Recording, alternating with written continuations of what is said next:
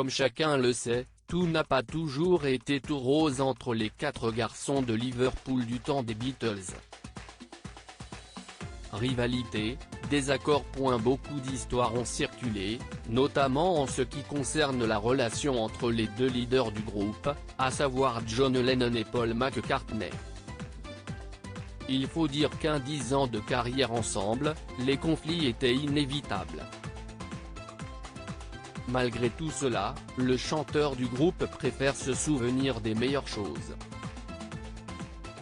D'ailleurs, dans une interview à GQ à l'occasion des 50 ans de la dissolution du groupe, en août 2020, Paul McCartney s'est exprimé sur ces vieilles histoires, en concluant que les Beatles étaient comme une famille, et que les familles, ça se dispute.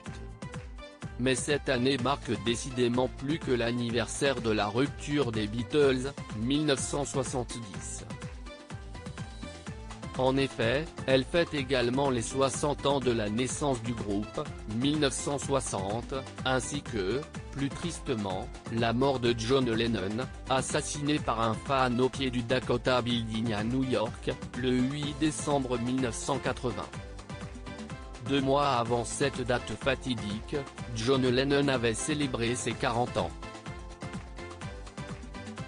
Il aurait ainsi soufflé ses 81 bougies ce vendredi.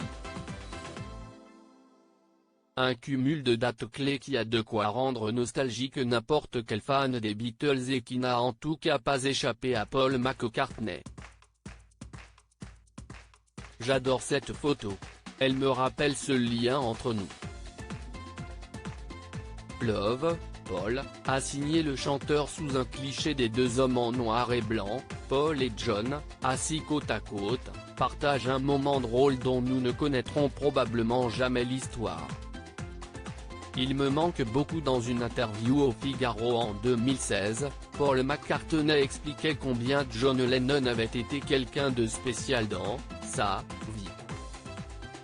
Il me manque beaucoup, comme un frère, avait-il lâché au quotidien.